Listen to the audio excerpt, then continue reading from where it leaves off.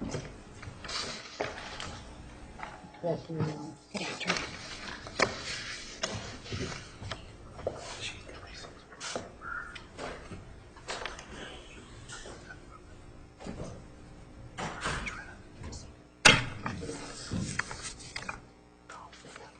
Oh, yeah.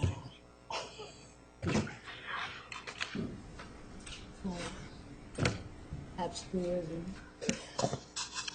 Dating herself.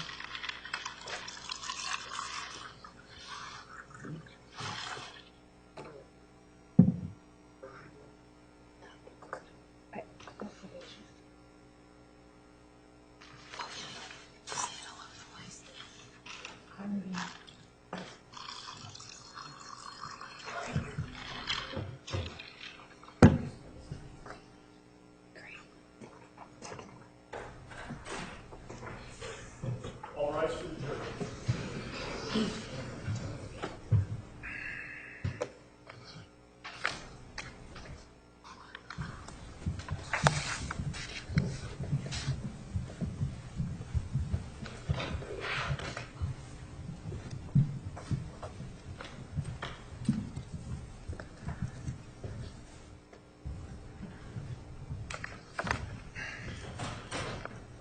Please be seated. The record will show the presence of the jury, the defendant, and all counsel. Mr. Nurmi, you may continue.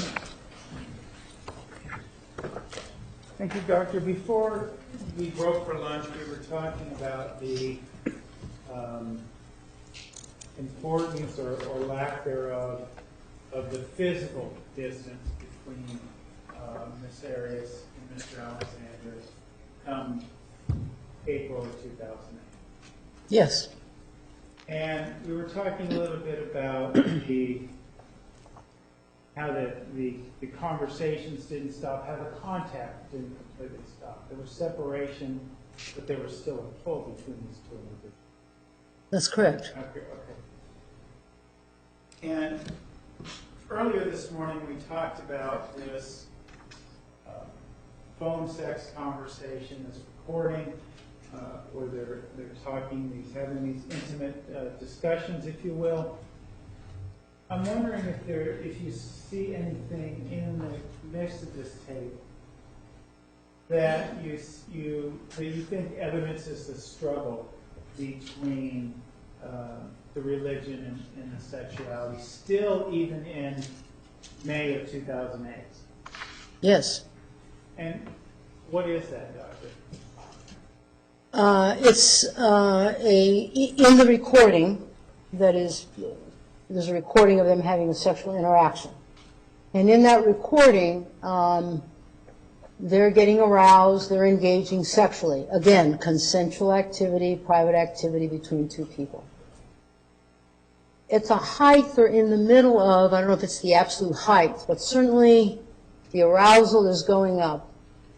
And all of a sudden, Mr. Alexander, you can see this spiritual crisis spills through and asking, is it wrong? Do you feel guilty? That's not the exact quote. I could find it in the recording. But he's asking about that.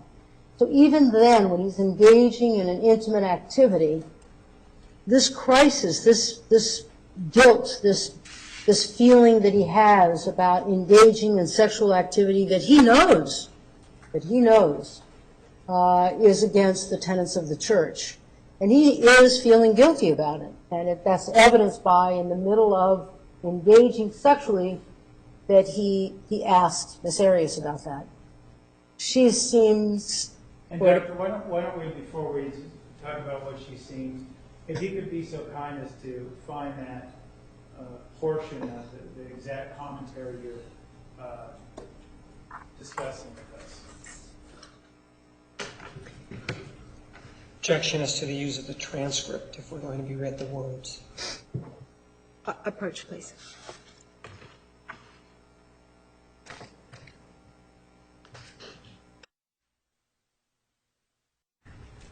Doctor, without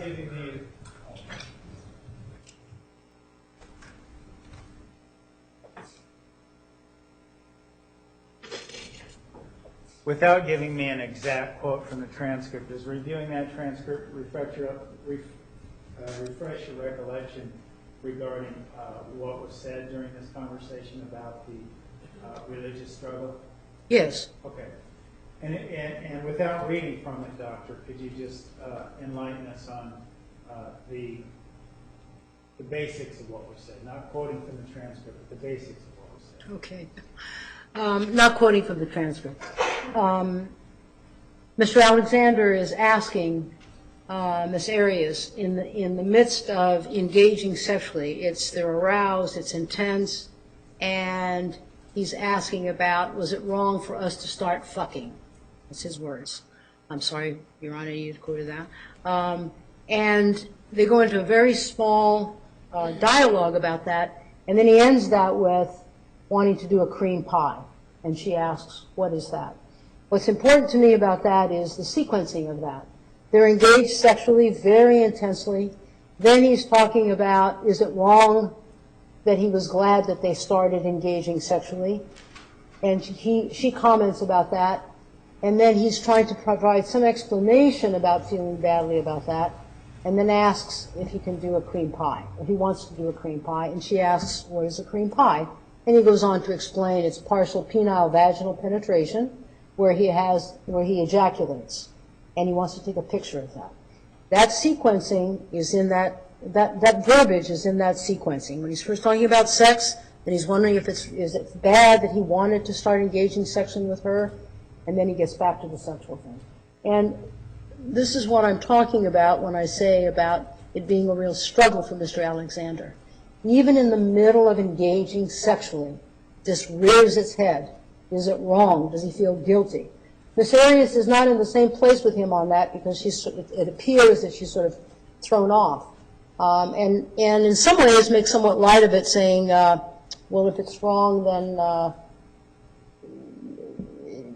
that it's okay that it's wrong because it feels so good. Something to that effect. It's not an exact quote. Doctor, So, can I interrupt you for a second? Because I'm curious, too, about the dichotomy of what we're talking about here. You know, he's talking about engaging in, sex that's against the tenets of their church. And he's wondering if it's wrong, but he describes it as fucking.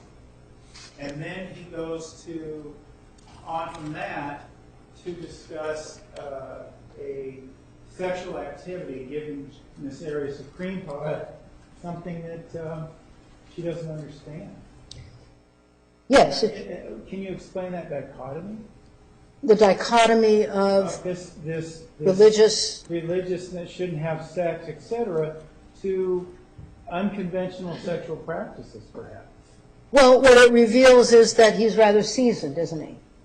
And she is not, right? Even though in the beginning of the tape it talks about, Mr. Alexander says, you introduced me to KY. She really didn't introduce him to KY. In fact, he says in the tape, I knew it was around, I just never tried it. But the one that is seasoned here is Mr. Alexander when he's talking about a cream pie, taking pictures. One catches this ankle when they're doing 69, when she's getting jizzle on her face, ejaculate on her face. He wants to capture these things on film, on camera. When he talks about wanting to make, quote unquote, legitimate porn. These are the things that Elder Alexander feels guilty about. These are the things that Elder Alexander knows this is not the Mormon way. These are the things that would cause him to be admonished, lose his temple recompense, maybe even excommunicated. So he has an awareness of that. It seeps itself through when he is in the middle of engaging sexually with Miss Arias.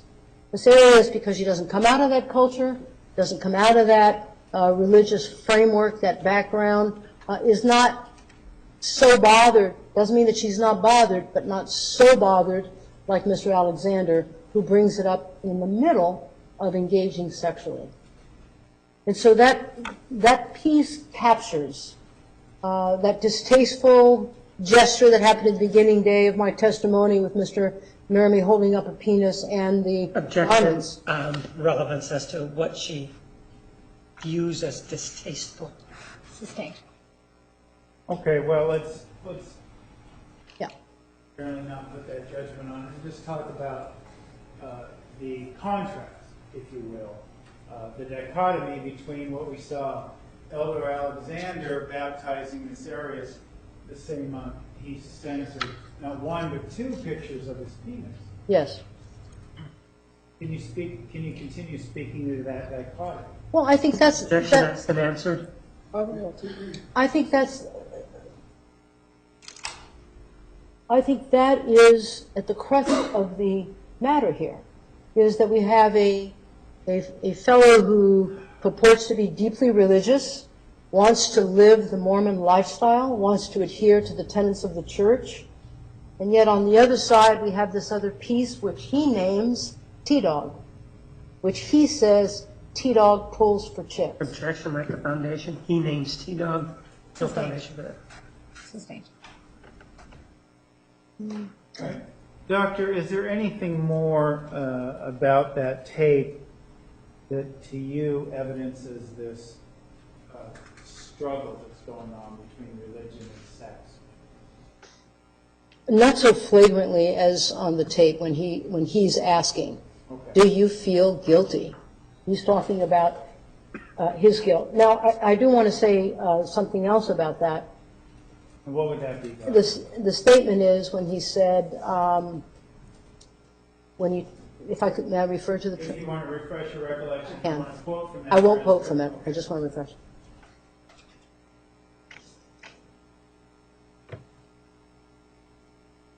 When he talks about, when he poses the question, is it wrong that, something to the effect that I wanted to start engaging in sexual activity with you, with Miss Arias. To me, what that reflects is a concern from the beginning, that he had some concerns about that he was engaging that. From the beginning, because he talks about when we started. And now, this is in May of 2008, so now we've had a year and a half. And that's what that steam is, that snowball is going, that it's picking up momentum. He is not comfortable really with this. And the more comfortable he becomes sexually, the more he enjoys it. Yet the other aspect, the other side of him is most uncomfortable with it. And that's when you see the abuse increasing in terms of the language that he uses, how he speaks to Miss Arias, and the like. So that's the struggle that I see for Mr. Alexander. Your Honor, if I may, first witness. You may. Doctor, I'm going to show you what's been marked as Exhibit 740. Thank you, sir. Without discussing the content of this document, could you describe in general what is contained in this document? Yes, this is a chat with Mr. Alexander and Ms. Jodi Arias dated May the 10th, 2008. And And is this something you reviewed in formulating your opinion on this case? yes, sir. Your Honor, at this time the defense will move in Exhibit 740.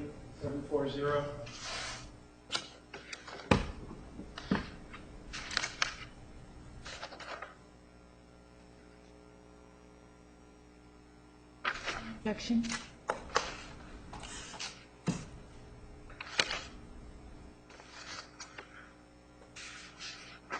No. 740 is admitted.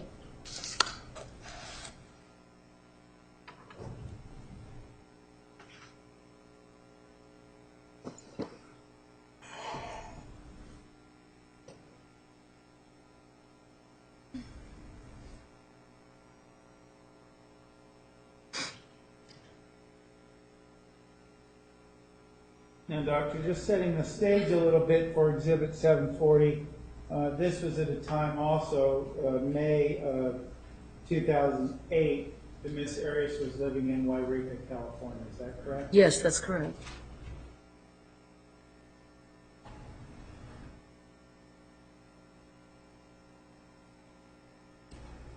I don't want to belabor the point up above until we get to 1108, but are we talking about we're talking about a MySpace profile initially, is that Yes. Understanding, okay. Starting then, Doctor, I believe, with 11:08 timeframe, what do we see here? Could you read that for us? Starting 11:08 p.m. in the evening. Travis, well, since you made it clear that all incriminating things were done from your account, I got in and changed it. Me, I'm assuming that is Miss Arias? That is, Doctor, Yes. but let me stop you there. You mentioned PM. You made note of PM. Is That's- the fact that this, well, is the fact that this conversation is beginning at 11 at night of significance to you? Yes. Why? Well, people normally don't call you at 11, almost at midnight to chat. Normally, but that appears to There's be lack of pattern. foundation, psychology, 701, 702. People don't normally call you at 11. Overruled. And what does that evidence to you about this relationship? Well, this continues the pattern of late night calling. So, and we also, when we've seen this 11:08 conversation, talking about Mr. Alexander getting into Miss Arias's MySpace account and deleting what he called incriminating things. Yes. However, he's been doing this from the beginning, because remember in 2006, she was complaining to the Objection. She's not answering the question. Sustained. What does this correlate to about what we know about events prior to this conversation on the 10th? If you remember in the emails of Mr. and Miss Hughes, they had comment about how Miss Arias had reported him taking down pictures of them together. So it's not the first time that he's in her account or changing things. And going to the next line that comes out of Mr. Alexander's mouth there, we have, well, actually, forgive me, out of Miss Arias's mouth, her response beginning with me. Could you read that for us? Me, there was nothing incriminating. I know you won't ever believe me. Is that hers? Okay. But I'm sure you can understand my desire to keep some aspects of my private life. You do the same, by the way. I'm very sorry again about the text. The last thing I ever wanted to do was hurt your feelings. I was doing it solely for preventative maintenance. What, Doctor, do you, if anything, do you make of this continued secrecy that began in the relationship and now is continuing up to the point they don't even live in the same town? It didn't seem like there were any harm would befall them. What do you make of the fact that this relationship, even though she's thousands of miles away, is still underground, if you will?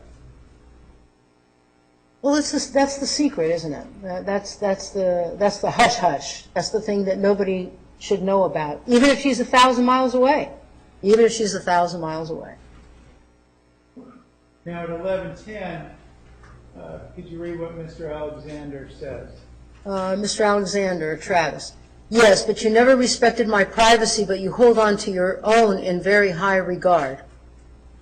Now, Doctor, we talked earlier, we admitted that Miss Arias wasn't a perfect angel in this relationship as well, and how she went into his accounts, correct? Yes. And that's kind of some of what we're seeing evidenced here in this conversation. Yes, I think he's expressing that, Yes, but you never respected my privacy, but you hold on to your own in very high regard. He sounds like he's rather annoyed about that.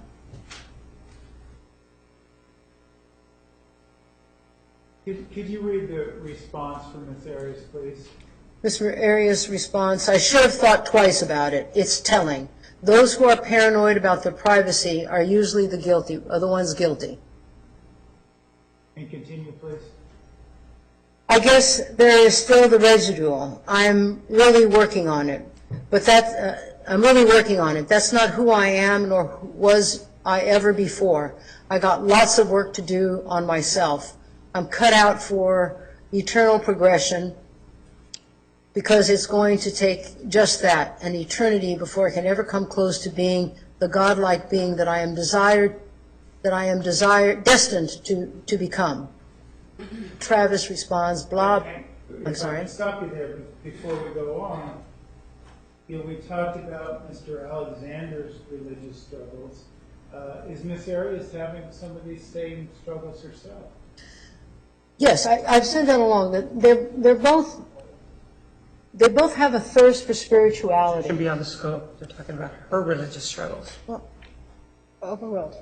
Thank you. They both have this awareness of spirituality. They both have a push for that, independently, for different spiritual reasons, different religious philosophies, but there is a sensitivity and awareness of spirituality for both of them.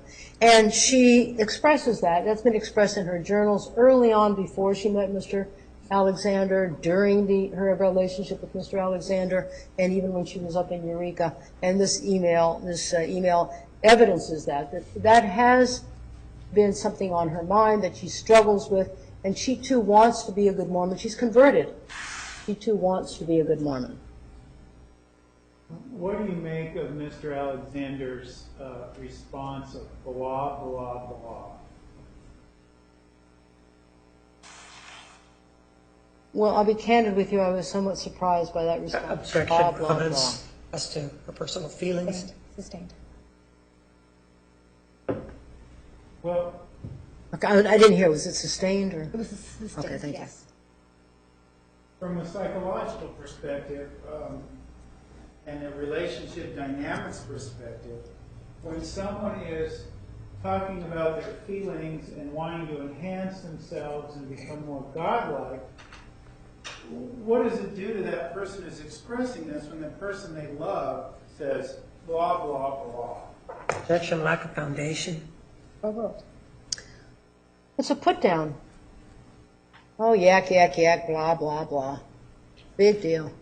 It's a put down. It's unimportant. It's dismissive. It's not valued. It's not seen or taken as though this is something that she's concerned with. And reading the next line then, if you could, under blah, blah, blah. That's what you always say when I say something profound, something of a profound truth with a smiley face. Did you want me to continue, or? Well, is that in your mind evidence then that this is a pattern in this relationship? She expresses a feeling, and he says blah, blah, blah, or is dismissive of that. It certainly indicates that. Okay. Because she says, that's what you always say when I say something of profound truth. Why don't we go to the 1113 comment of Mr. Alexander? Mr. Alexander states, another thing, don't pull the whole I did this for you crap. You decided to itemize what you did for me today, and I didn't like it. I've done plenty. And Ms. Arias' response? Only because you said I don't do anything you asked. What do we make of this exchange?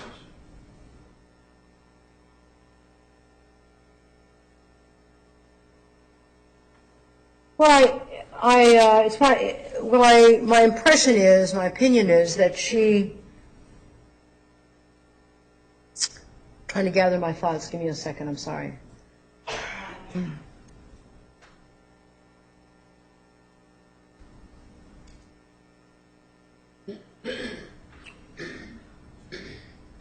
My opinion is that she's wanting to get some acknowledgement.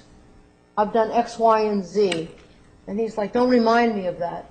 Doesn't sound like he spontaneously, I'm so grateful that you did this. I'm so thankful that you did this. That was really sweet that you did this. And my opinion is that she's seeking some recognition. I've done X, Y, and Z.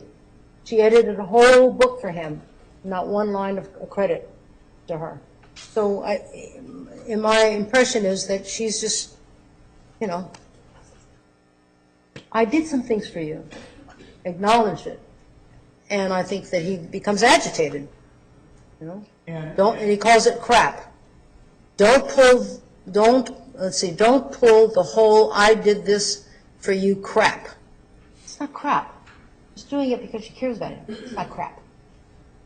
And in that regard, what about the last line that Jodi said?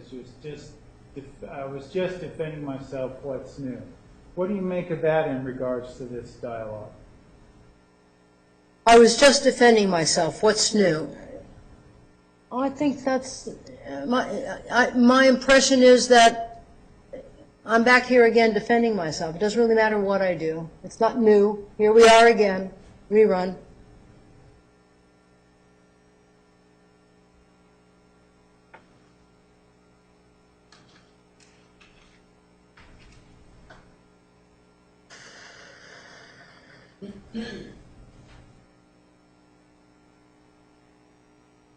Let me draw your attention down to the next comment. Well, let's go with the next comment of Mr. Alexander, where it says defending yourself, just above 11:15. You want me to read right under 11:15? Well, let me read. Mr. Alexander says defending yourself is the language of an argument. It induces it. And Ms. Arias responds about attacking, how she feels attacked. Yes. What is your opinion, or what do you make of this continued dialogue? Is this more of the same, Ms. Arias seeking recognition and being denied? I interpret that as more of the same, and her explaining that she felt attacked. He's minimizing it. He's not acknowledging that perhaps that was offensive to her, or she's hurt, or he's not apologetic. In the next line, or a few lines down, he says, Travis says that, like I owed you something, it also pissed me off because I don't want to hear about every nice thing you've done for me as a chief of guilt, especially the little things. And Miss Arias responds about how she's really just doing the things that he asked. More of the same, or is this? Yes, it's more of the same. It's more of the same, where she's acknowledging, I'm just reminding you that I did, in fact, do the things that you asked me to do earlier. And she did a lot of things earlier that when she's referencing there. Folding his laundry, going to errands, picking up his cleaning the house. She did a lot of little things. Well, and to be fair, Dr. Is some of that she employed him to work as her maid. Yes, he employed her as her house cleaning person, and even text her a little outfit for her to wear. And beyond scope. Sustained. Did he provide her with a uniform that he wanted her to wear? He did. He texted her a quote-unquote uniform, which was a seductive garb to clean the house in.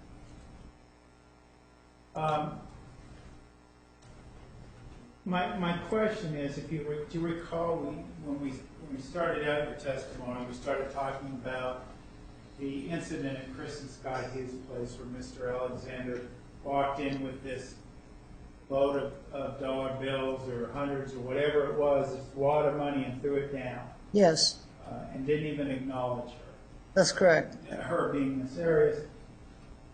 Is this similar to that? Does it have that similar dehumanizing effect?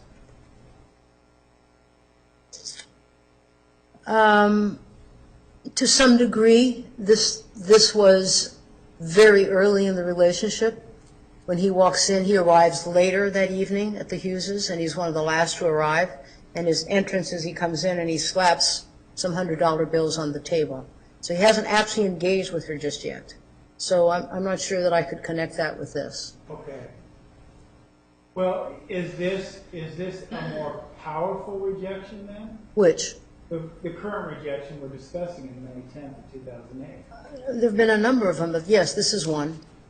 This is more powerful because there's more invested? Objection leading. Overruled, you may answer.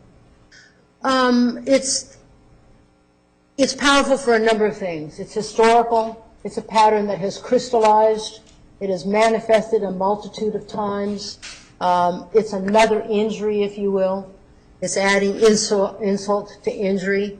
That's how it's powerful. It's just another thing that's piled on top.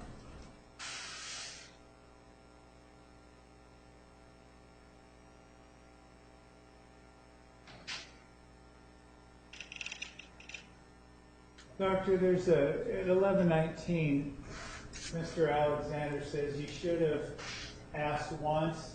I had no answer. You asked twice. And you knew I was bugged. That should have been a sign to quit. And Ms. Arias already says that, you know, she knew she was wrong. What do you make of this exchange? Well, what I make of this is a sign of rigidity. I already told you once. That's it. One time is enough. No, you asked twice, and you knew I was bugged. That should be a sign to quit. It reflects a strong disciplinarian. It's one time. You can't go past the one time. And she goes on to say, I already said I was wrong. Is this a control issue as well? That's the impression that I have. And when I say control issue, can you elaborate what that means? Well, Just in lack one, her foundation. She doesn't know what defense counsel means. Named. What do you mean by the term, forget about what I think. What do you mean by the term control issue in terms as a professional psychologist? What does that mean? constraining, restricting, limiting. You saw that in Ms. Andrews' email when she talked to Mr. Alexander about feeling like they're trying to mold me. They're trying to really control me, be restrictive. I want to draw your attention to some comments that Mr. Alexander makes around 11:28 p.m. They're discussing, are they discussing his upcoming trip to Wairika, California? Okay. Or is that what they're discussing, Doctor? On 11:28? No, at 11:28 and just before it. Oh, just before it, I'm sorry. Referencing 11:26 and Okay, give me just a moment. I got a little distracted, I'm sorry.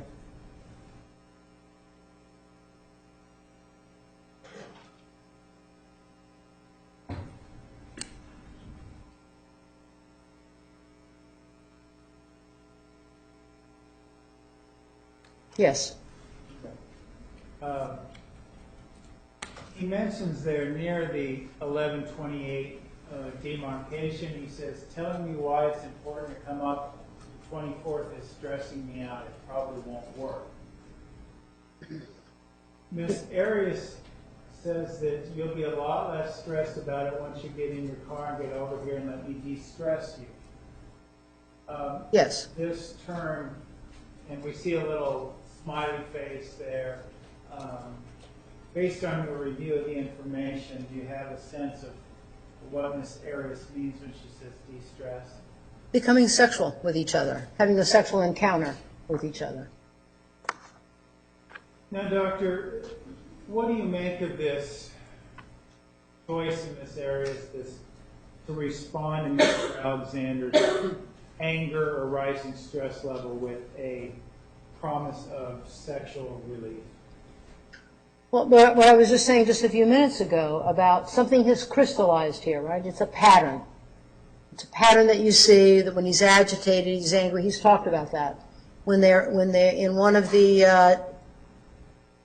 maybe it's in the recording, when he talks about when she's upset and this is his term, I raped you. that's sexuality is a way to de-stress, to calm down, to get rid of stressors, to calm, right, basically.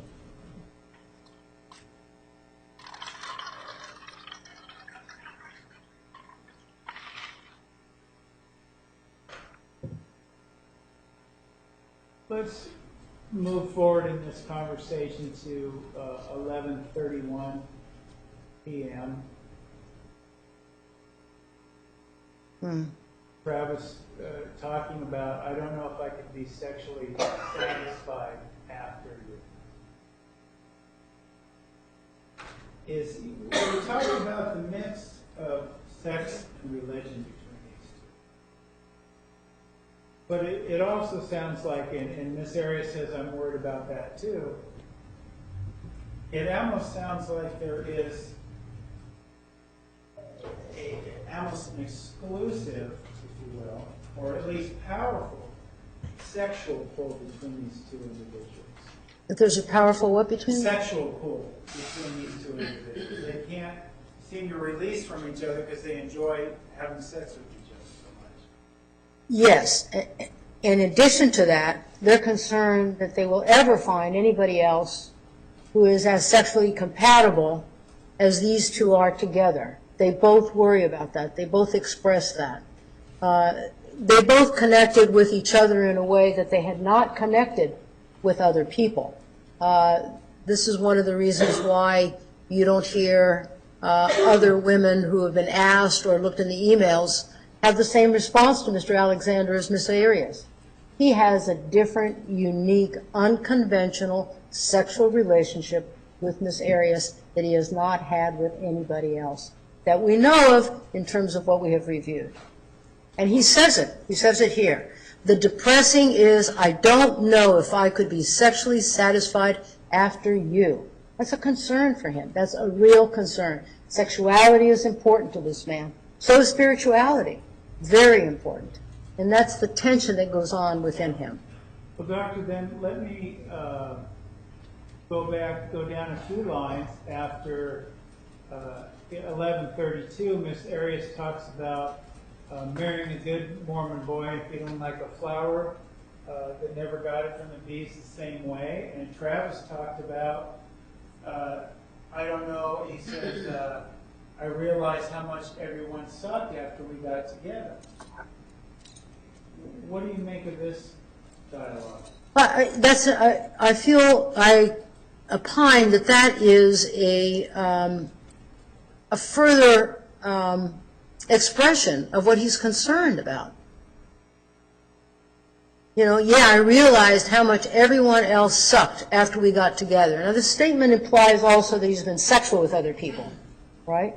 It's almost like he's making a comparison and a contrasting when he says, yeah, I realized how much everyone else sucked after we got together. And he's concerned, particularly in the lines above it when he says on 11:31, the depressing is, I don't know if I could be sexually satisfied after you. It's a concern for him. It's important for him. And drawing your attention, Doctor, to the dialogue that starts around 11:33 p.m., where Travis talks about there is only one, maybe two, that I would even say after you that were relatively enjoyable. I'm sorry, sir. I've lost. I'll draw your attention. Oh, I see. Okay. I'll go with my finger here. Oh, yes. Okay. Did you ask me to read it, sir? Well, no, I just read it, but I guess what I'm asking, and he says, and yes, before, and he talks about Ellie and someone named Shannon. He's talking about these other partners who didn't quite satisfy him enough. Do you see that there? I do, but what I guess I part company with you on that impression because he says there is only one, maybe two, that I will even say after you were relatively enjoyable. Relatively enjoyable. So he's naming one or two. He's acknowledging that he was sexually active, making a comparison. Well, what do you make of the fact that he seems to be seeking out other sexual partners because Miss Arias is away, trying to fill that void? That's what he's doing. Can you speak to that? Well, it appears that that's what he's doing, and he's concerned about that. He's concerned about that. But let me go back to this other question, and as Mr. Alexander attempts to fill this void. He's also still has this Travis or Dr. Jekyll persona that he has to maintain. No? Yes.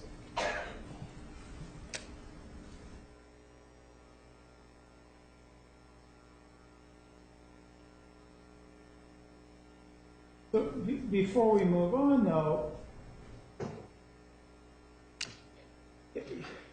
he's maintaining this. At the same time, he still has to pursue other women because Miss Arias is gone. Yes. And he's still, as we know, in the same period of time, also having phone sex with Miss Arias, where he's talking about frequent masturbation and how many times he masturbates. Yes, and added to that are the text messages that he has with other women simultaneously. This takes a lot of energy. He's always been described as having stamina, having high energy. In his text messages, he talks about, I'm zero sensitive to sleep. He has high energy. So, yes, he is concerned.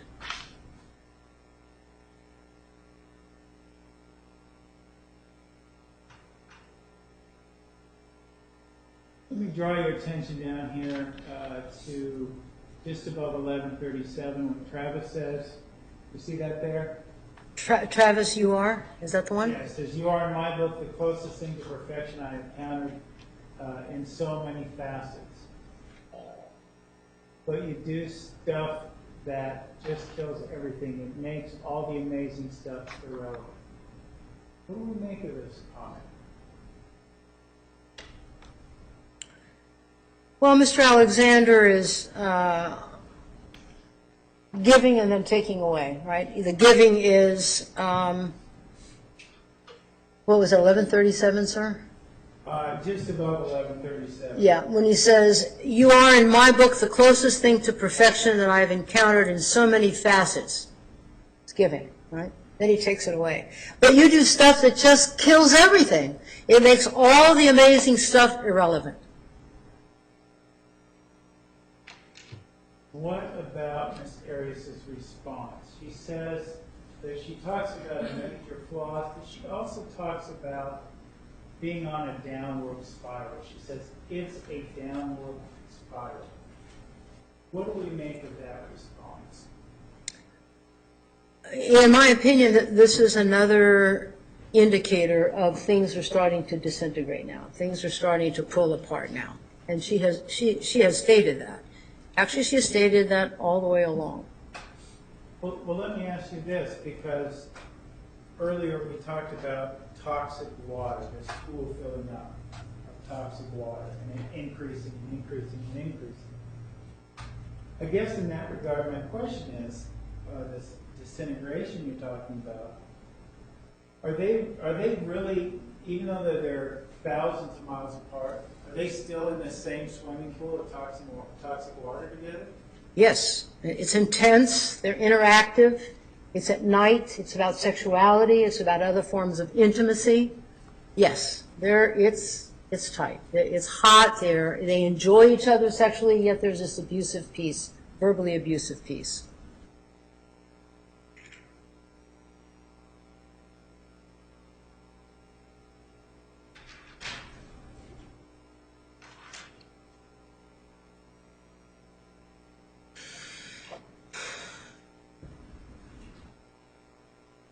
Let me draw your attention to the comments Mr. Alexander makes just before 11:40. You see where my finger's at there? This is Travis? Yes. I'll say it again. You are the closest thing to perfection I have ever experienced. There were moments in the last 6 months that I thought, why should I desire anyone else? This is everything. And the is everything, you might notice it's in a larger font. Now, to put something like that in a larger font, you actually have to highlight it, change the font, and make it seem that way. So he was wanting to get that across, is everything. You are so close to perfection that I forgot easily why it hasn't worked. It's a wicked game you play. And, you know, this wicked game that he seems to be blaming Miss Arias for his own emotions. Yes. Okay. Do you see a correlation to that, between that and the blame that maybe Lisa Andrews would accept for his arousal, his passionate feelings, things of that nature? There's a relinquish of responsibility. Everybody else is at fault but me. The responsibility, are we saying then, Doctor, that the responsibility for the T-Dog coming out is on these women that motivated as opposed to Mr. Alexander himself? The T-Dog has not, on all the stuff that I have reviewed, ever say I'm responsible for this, or I'm sorry for this. I hear it from Mr. Alexander, when Mr. Alexander is writing and texting, but not T-Dog. And Miss Arias talks in the next line, she's not trying to play a game. She says that a couple times. Under 1141, sir, Yeah. 2 lines down. Yeah. It's not a game, and I have no intention of playing. And he acknowledges, I know. The sad thing is that it's not a game, it's me. And what do you make of her response, Doctor? Taking blame, which is what she has done throughout here.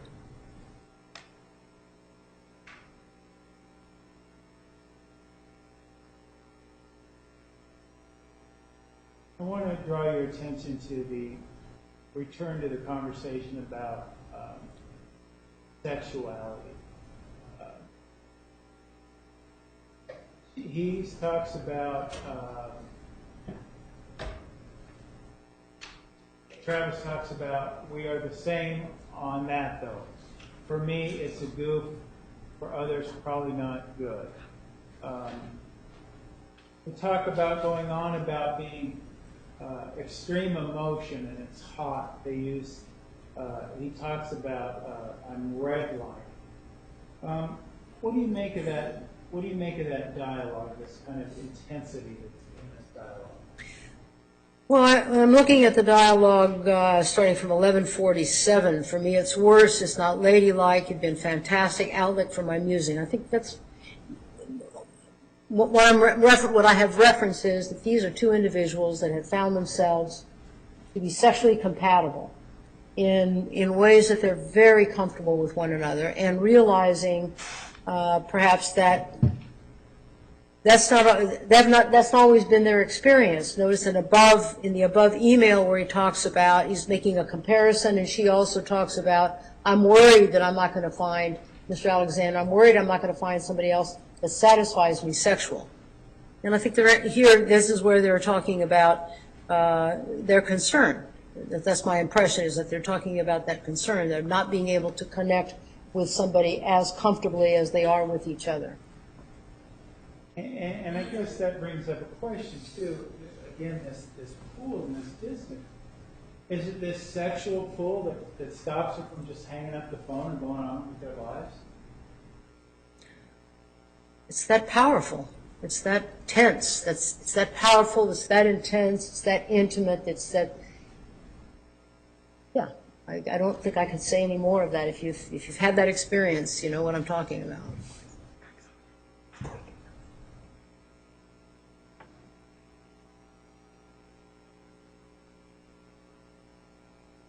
I want to talk about some comments about Mr. Alexander makes about himself. Mr. Nurmi, I'm very sorry, but I can barely hear you. Oh, I'm sorry. Let me speak up then. Doctor, I want to talk to you about some of the comments Mr. Alexander makes about himself. About himself. Beginning at 11:51, he says, I promise my worst is worse, referencing, comparing himself to a spiritual or advisor that they talked about earlier, Dr. Dwyer. What do you make of Mr. Alexander saying how bad he could be, talking about that?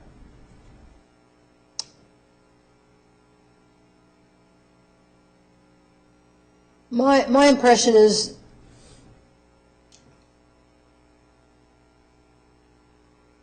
the T-Dog side. That's the impression that I get. This piece, this sexual piece, again, he knows. That's why he puts so much energy into hiding it. It's hard for him to embrace it himself. And I believe this is what he's saying when he says, I promise my worst is worse so far. Well, I've seen your worst, is what Jodi says. I'm sorry. I'm sorry, I interrupted you. No. Okay. I got ahead. He talks about looking at 11:52. Thank you. He says, if I could transmute that fury, I couldn't be stopped. That shiz is scary. What do you make of that self-assessment of what, when he's talking about his fury being scary?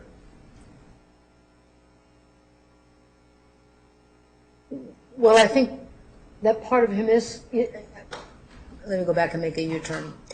You're talking about 11, I want to make sure that I'm understanding. You're talking about 11:52.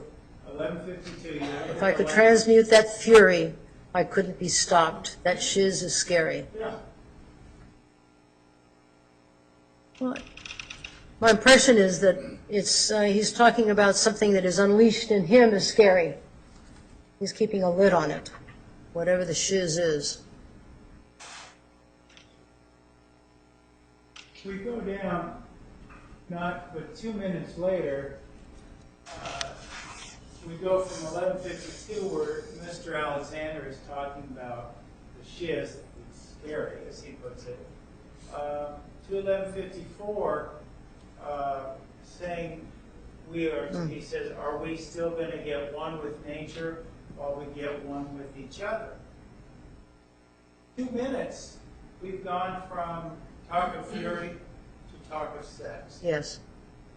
What do you make of that rapid transition? This is the dynamic. This is the struggle. It's manifested here. It's like the recording, talking about, do you feel guilty that we started engaging in sex, to cream pie. I want to give you a cream pie. It's that similar dynamic. It's rearing its head again. That struggle between spirituality and his sexuality. And it's unending for him. It's a persistent, consistent thing, day in, day out, day in, day out.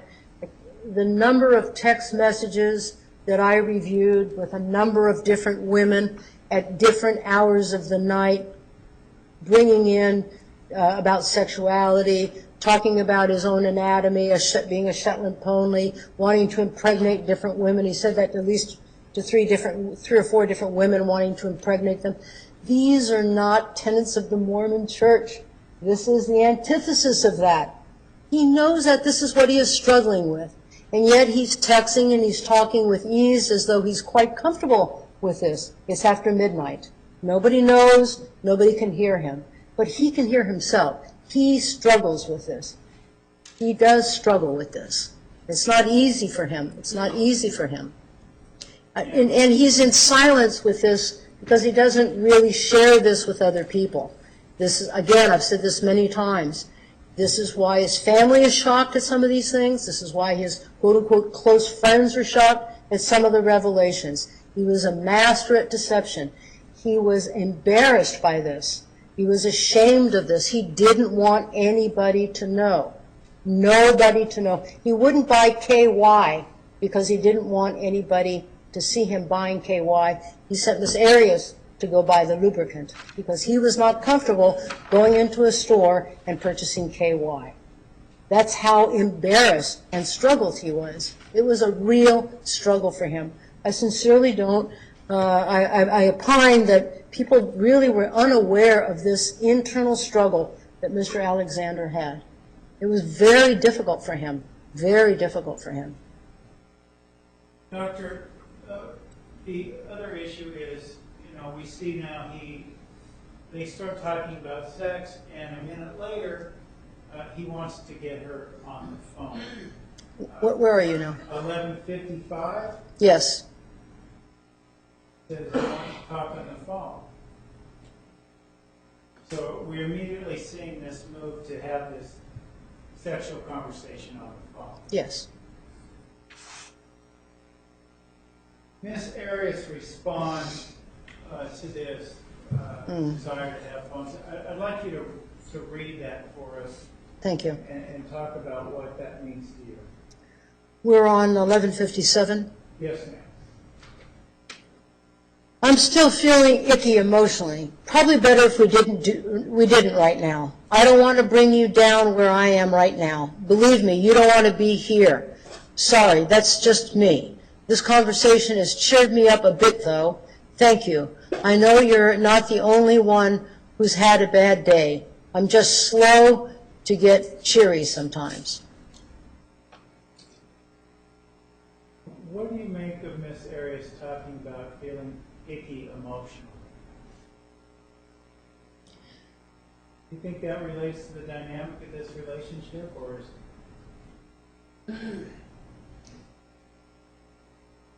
My impression is that it relates to the dynamic of... Sustained.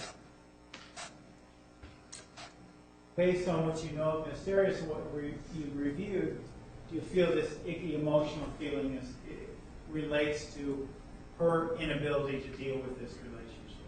Objection, leading, lack of foundation. Overruled in the answer. Yes, the answer to that is yes, as well as, let us remember when this is written. This is in May of '08, and she's talking about, I'm still feeling icky emotionally. She doesn't have the energy to rev up and get into it with him. Speculation. Sustained. Well, I'm sorry. What is your opinion about the ickiness as it relates to his consistent pursuit of the sexual activity? She can't meet him. Speculation. Restate your question. What is your opinion as an expert who's reviewed all the materials in your case, what this icky feeling is Ms. Arias' evidence, and how does that relate to her feelings about the relationship? It's not a similar response that she has given previously, where she would get on the phone and engage. Here, I'm feeling icky. Believe me, you don't want to be here. She's not in a good place. In the past, there's never been, that I could see from the documents that I reviewed, where there's been a rejection of her saying, I'm tired, I can't do this, call me tomorrow, let's do it later, not now. No, here it's, I'm too icky. I'm feeling emotionally icky. Believe me, you don't want to be here. She's in a dark place. She also talks about, or Travis mentions at 11:58, well, if you erupted, it might help. See that there? Yes? And she talks about not being in that place, being nowhere near erupting. Yes. She responds. Right. What do we make of this exchange, this continued pursuit? Well, as she says, I'm as dormant as Mount Shasta right now, beautiful, majestic, and nowhere near erupting. She's just flat. There's just, can't mobilize that energy there. Very different than in the past at other times.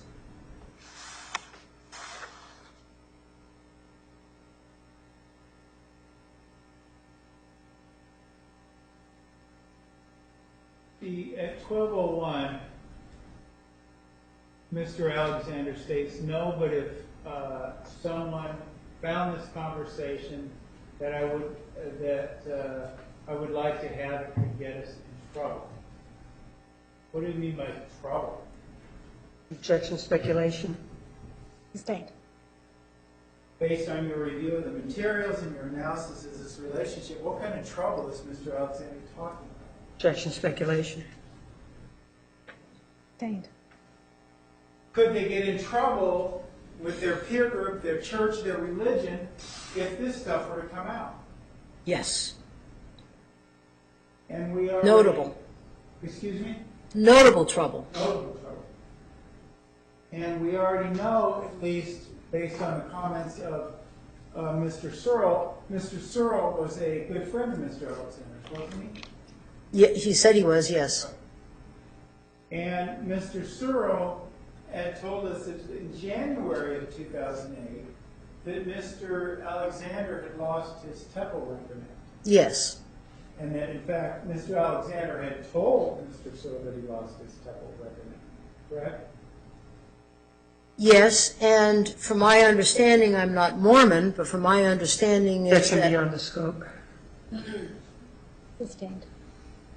Well, are we talking about Mr. Alexander being in ICU with his church?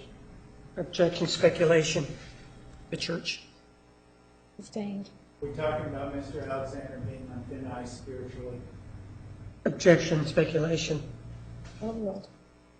Yes, the fact that he is hiding this, the fact that he's closeted by this, the fact that he lost his temple recommends.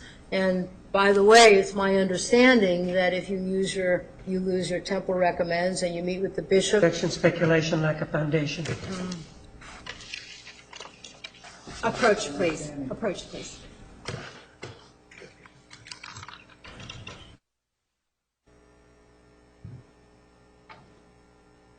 Dr. Fonseca, before we start talking any further about a temple recommend and what that means and what that means if it's taken away, I want to ask you where you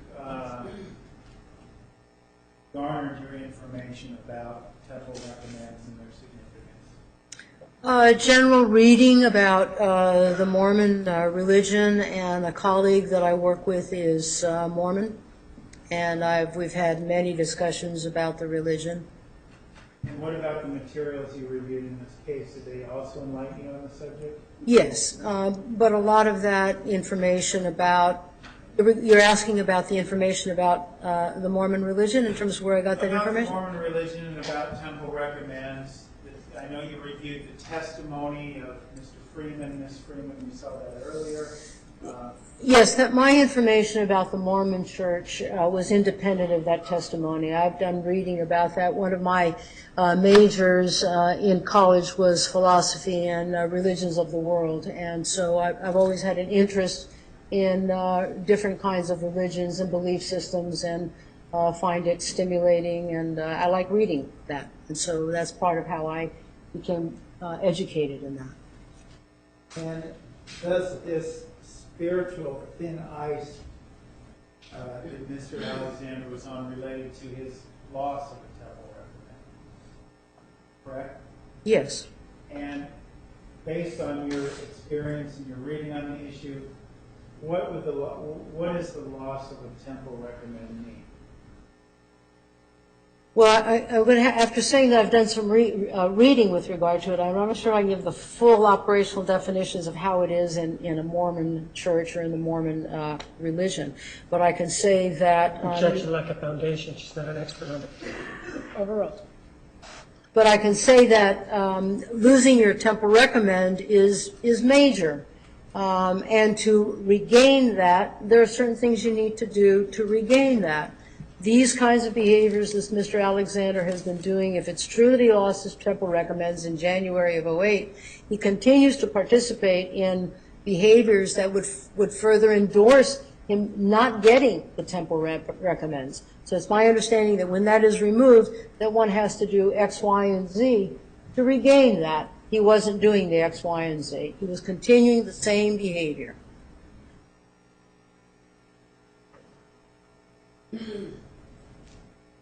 The last sentence there,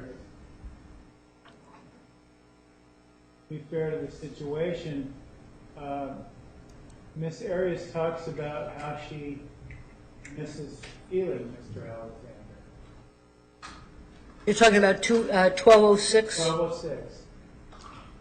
Well, I want you to get scandalous with me. I'm tired of the phone. I miss feeling you.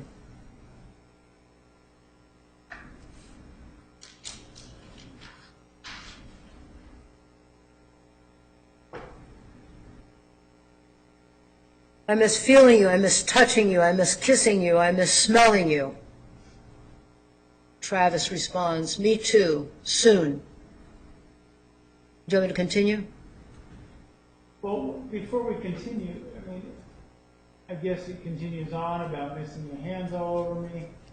But what do we make of this? I mean, this sexual strain. Mr. Alexander, after reviewing a lot of the material, as well as the material that he's had with Miss Arias, doesn't always talk about missing the physical, actually having contact, of being holding, touching, kissing. It's generally genital, below the belt. Objection like a foundation as to their touching. Overruled. Continue. His contact with the many women that he was having contact with was not that he was actually physically going out, picking them up, taking them out, going on a date. His contact with women was generally after midnight. Objection like a foundation. Sustained. Well, you reviewed text message conversations that Mr. Alexander had. Yes. And we heard Mr. Hughes in his email talk about gutting women and the T-Dog pulling chicks and being the T-Dog having these victims. Yes. Yeah. And I guess then in this sense, there might be, well, let me ask you this. In this sense, is intimacy meaning something different to Mr. Alexander? Objection like a foundation speculation. Sustained. What is, based on your review of all these materials and these conversations about the victims and the gutting of women, what is it that you take away from this about Mr. Alexander's definition or self-definition of intimacy? Objection like a foundation. Overruled. Mr. Alexander's intimacy is from the waist down, genital contact. It's not necessarily dating like other people do. In other words, his courtship with other women has Objection been, like a foundation. Overruled. his courtship with women has been primarily through minimal physical contact, primarily on the phone or text messaging. So you don't have close physical contact. It's more at a distance. So there is a lack of intimacy in terms of that kind of intimate sexual interaction with people. People generally appreciate being held, whispers, gentle touching, spending time together, chatting, sharing different things. He doesn't have a real history of doing that with a lot of women. He has more of a history of doing sexual talk, sexual engagement, primarily through text messaging, and there's a lot of them. Well, let me ask you, when Ms. Arias talks about singing in front of hundreds of people, and Travis responds by, "I'll show you how proud I am by licking your ass." What do you make of that? Well, it's bringing back to the flesh. It's bringing back to it's just bringing it back to sex, bringing it back to the flesh, bringing it back to sexual activity, rewarding you with sexual activity. Not a bouquet of flowers, not a nice dinner, but with sex.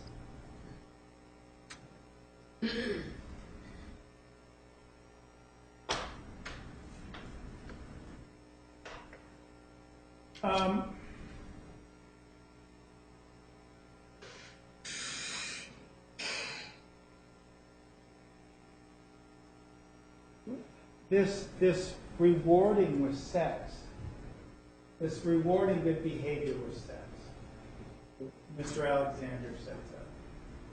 What do you make of that in terms of the relationship or the value that Miss Arias might feel that her good behavior or her successes gets to be rewarded by sex with him? Well, I interpret that's where it stays. It stays in the sexual realm. Rewarding stays in the sexual realm. It's not public appearance out in a restaurant, public appearance at a dinner or at a show or at a theater or at a concert. It's in the bedroom, door closed, nobody knows. As I said before, people were, his quote-unquote good friends, were saying absolutely no way Mr. Alexander was involved with Miss Arias. People who claimed to be close to him, Mr. Hyatt, absolutely no way. Mr. Taylor, he did not lead a double life. Yes, he did, sadly. Yes, he did. And the evidence is in text messages and emails, as difficult it is to realize that, to deal with that reality. He did. He had like a double life. And it was wearing on him. It was wearing on him over time, particularly after January with this incident with Miss Arias. What do you make at 12:13, Miss Arias, and they talk about 12 what, sir? I'm sorry? 12:13 a.m. They start talking about the how smooth they are, each other are. Is that also related to the idea of youth? Objection, leading, lack of foundation. Sustained. Well, we talked earlier about the Miss Arias and Mr. Alexander's preference that she have her pubic hair shaved, and him talking about being shaved and smooth. Is this also unconventional in the sense that it's designed towards a youthful aspect or interjecting some youth into their sexual behavior? Objection, lack of foundation. 701, 702, and 703. Approach, please.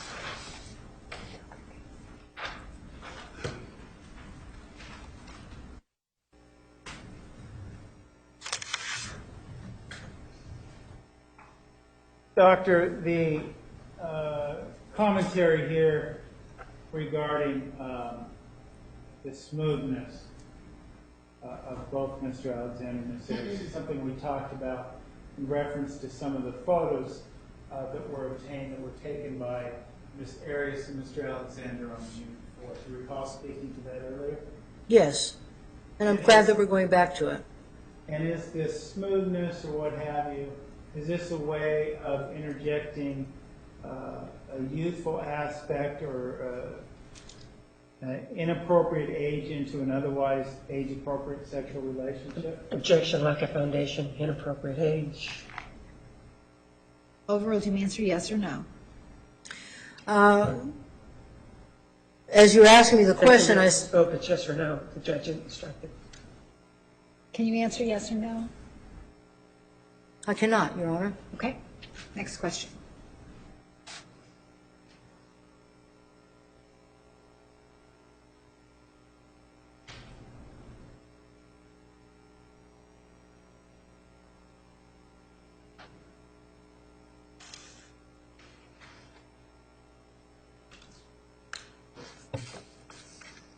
A moment, Your Honor. Okay. Should we approach? You may.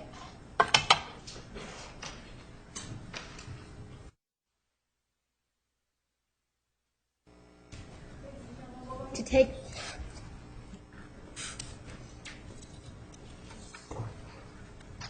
We're going to take the recess at this time. Please be back at 10 minutes after 3. 10 minutes after 3, please remember the admonition. You are excused. All rise for adjournment.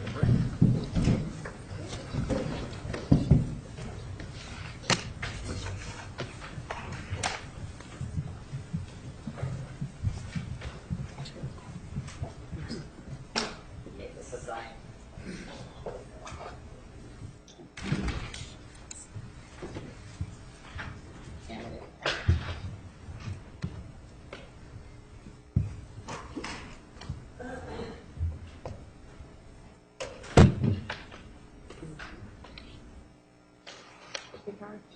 I think she's making the coffee, so she should be bringing it. So just one publishing account?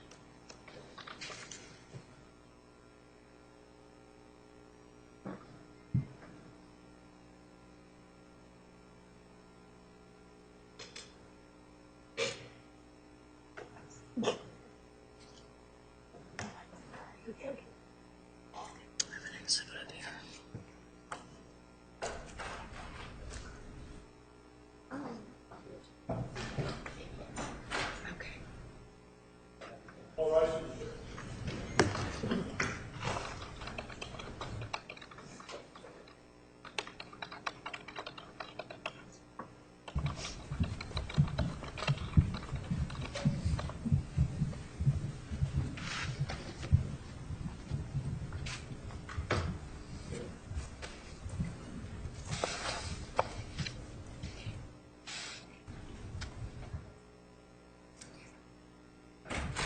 Please be seated. The record will show the presence of the jury, the defendant, and all counsel.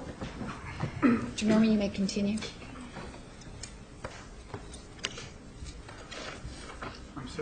Approach.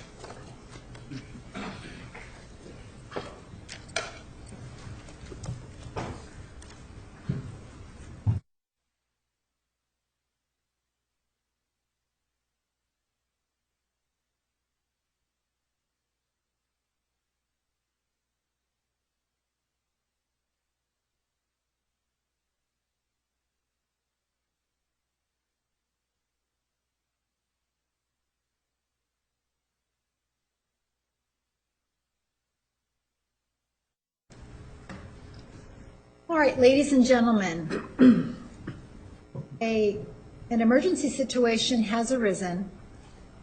That emergency is such that we will not be able to have trial for the rest of today, tomorrow, and Wednesday. You should plan to return on Thursday at 9:30. Thursday at 9:30. Between now and then, please follow the admonition. Are there any questions? All right, thank you. You are excused. All rise for the jury.